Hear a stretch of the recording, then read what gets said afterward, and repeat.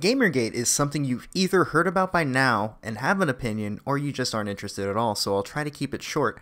However, if you're interested in all of the intricate details, I would encourage you to go check out the Encyclopedia Dramatica page, which is very in-depth, and what I will go over in this video will only scratch the surface.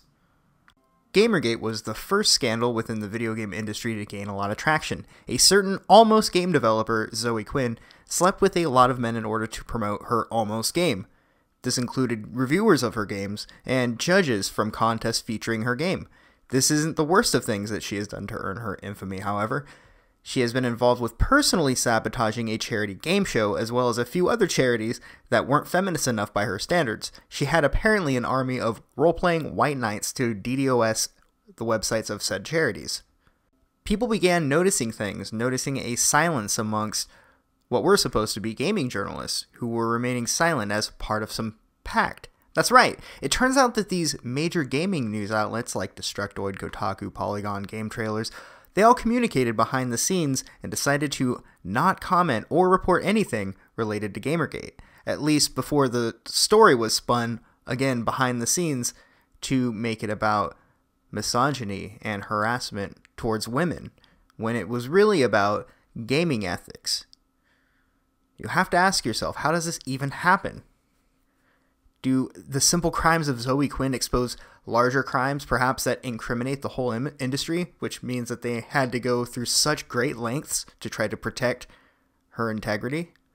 Well, some might say so. In any case, a war broke out between the readers and the writers.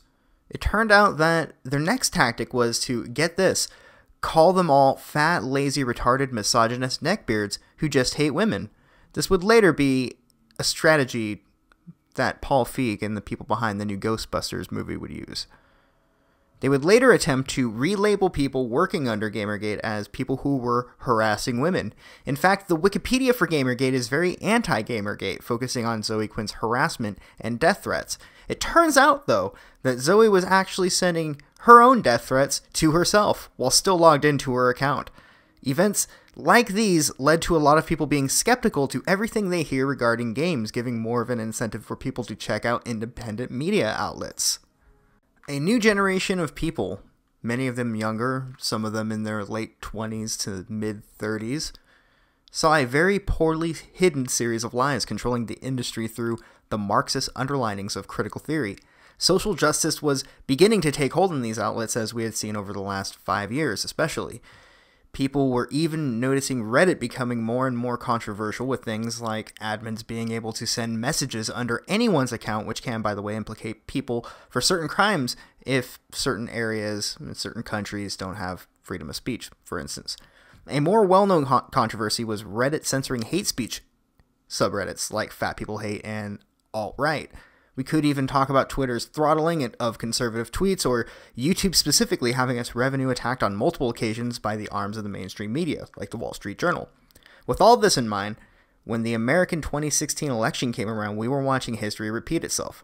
First, one side had a candidate overwhelmingly supported on every television show. All personalities and talking heads just loved her, despite them having a different opinion on her just a few years back. CNN even tried to forget that they reported on Hillary Clinton and tried to fact-check a tape of theirs saying you can't prove that it's her voice on the tape, despite them reporting on the goddamn thing themselves just a few years prior.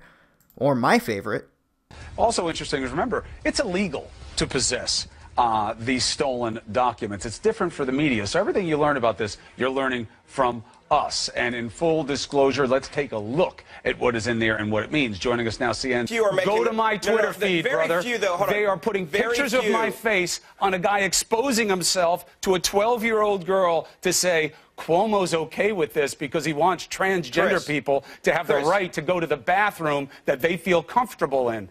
That second clip I put in there just because it's really amusing. It doesn't really pertain to the point I was trying to make, which was that people are losing faith in our journalists and all of our news outlets.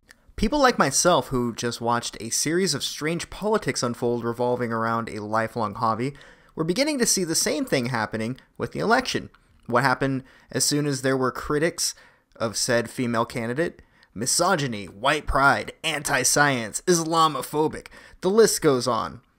as they championed every possible category they could box people into. Any criticism meant that you were a dirty, neck-bearded moron who was obsessed with guns. This woman, Hillary Clinton, had one of the most controversial careers in politics, and anyone who has known her for as long as I have knows this, even if they accept it. Hillary Clinton's scandals brought under scrutiny things that were not being looked at, things that implicated more people than we could have imagined. Stop me if this is beginning to sound familiar. Her defeat, as you might imagine, has been blamed on hatred towards women, science, people of color, just about anything except Hillary Clinton or her actions.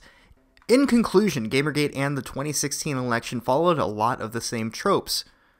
I believe GamerGate opened my eyes just a little bit to the style of backstage politics, enough for me to be able to see it on a grander scale. It made things just obvious enough for me that I was able to see past the veil that was placed in front of me.